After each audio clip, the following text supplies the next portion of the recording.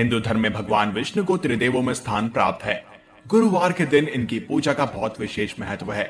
ऐसा कहते हैं कि जो भक्त सच्चे हृदय से भगवान विष्णु जी की पूजा करता है तो उसके सभी कष्ट दूर होते हैं और पापों का नाश भी होता है। विवाह ना होना, आर्थिक समस्या का होना और मानसिक शांति जैसी समस्याएं हैं तो ऐसे में गुरुवार के दिन कुछ आसान से उपाय करें जिनसे आपकी मनोकामनाएं पूर्ण जरूर होगी। हिंदू धार्मिक ग्रंथों की मान्यताओं के अनुसार धरती पर बढ़ते पापों को खत्म करने के लिए भगवान खुद संसार में अवतार के रूप में प्रकट होते हैं। पर बहुत से लोग नहीं जानते हैं कि भगवान विष्णु की उत्पत्ति कैसे हुई। कोई कथा कहती है कि प्रभु का ना तो कोई आदि है और ना ही अंत। वो समय के पहले से उपस्थित थे और समय के बाद भी रहेंगे। पर इसी के साथ कई पुराणों और कथाओं में प्रभु के जन्म और उत्पत्ति को लेकर कई कथाएं पढ़ने को मिलती हैं। और आज इस वीडियो में हम भगवान विष्णु के जन्म से जुड़ी कुछ इन्हीं कथाओं के बारे में बात करेंगे, तो इसको अंत तक जरूर देखें। परंतु आगे बढ़ने से पहले यदि आप चैनल पर नए हैं तो इसको सब्सक्राइब कर लें और बेल आइकन को भी प्रेस कर लें और हमारे साथ बोलें नारायण नारायण नारायण नारायण। तो चलिए कथाएं आरंभ करते हैं। शिव पुराण के अनुसार भगवान शिव ने ही विष्णु को उत्पन्न किया है। चिरकाल में भगवान सदाशिव और माता आदिशक्ति वार्तालाप कर रहे थे कि तभी भगवान सदाशिव ने माता आदिशक्ति से कहा कि हे देवी, मैं चाहता हूँ कि भूमंडल में दूसरा व्यक्ति भी हो। तब माता दुर्गा ने कहा, हे प्रभु, आपकी सोच में संशय कैसा? आप सृष्टि के पालनहार हैं। आपने सृष्टि की भलाई के लिए ऐसा सोचा होगा। उस समय भगवान सदाशिव ने देवी दुर्गा के संवाद को सुनकर अपने वाम अंग पर अमृत स्पर्श किया। इससे एक पुरुष की उत्पत्ति हुई जिसके तेज से पूरा ब्रह्मांड प्रकाश में हो गया था। शक्ति के प्रताप से विष्णु जी का आविर्भाव हुआ। वे अद्वितीय थे, कमल जैसे नयन, चतुर्भुजी और कौस्तुभ मणि से सुशोभित। सर्वत्र व्यापक होने के कारण उनका नाम विष्णु पड़ा। कथा के अनुसार भगवान शंकर ने कहा कि लोगों को सुख देने के लिए ही मैंने तुमको उत्पन्न किया है। कार्य साधना के लिए तुम तप करो। परंतु शंकर जी के दर्शन नहीं हुए। फिर उन्होंने तप किया। उनके शरीर से तमाम जल की धाराएं निकली। हर तरफ पानी पानी हो गया और तभी उनका नाम नारायण पड़ा और उन्हीं से सब तत्वों की उत्पत्ति हुई।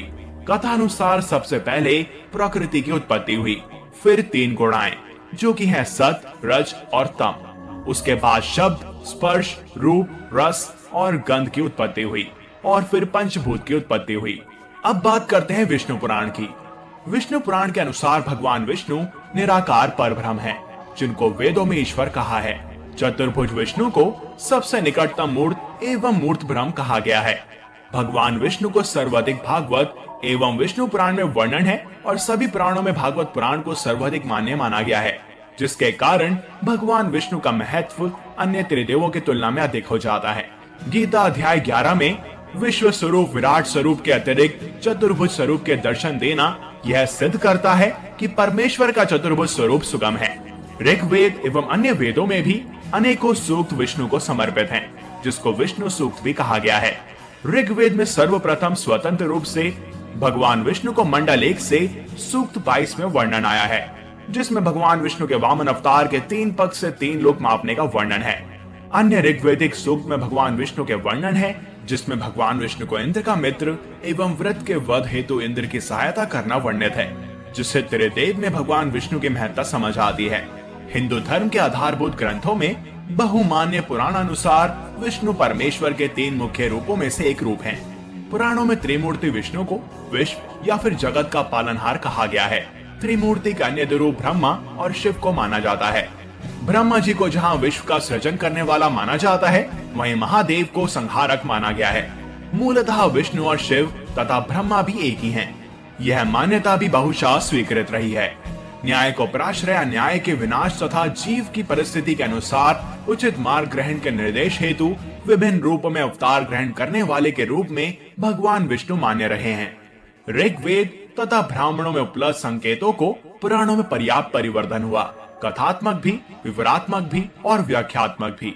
पुराणों ने इस जगत के मूल में वर्तमान, नित्य, अजन्मा, अक्षय, अव्यय, एक रस तथा हे के अभाव से निर्मल परब्रह्म को ही विष्णु की संज्ञा दी है। वे प्रकृति से भी श्रेष्ठ हैं। अंतरात्मा में अवस्थित परमात्मा परम श्रेष्ठ तथा रूप, वर्ण आदि निर्देशों तथा विशेषणों से रहित हैं।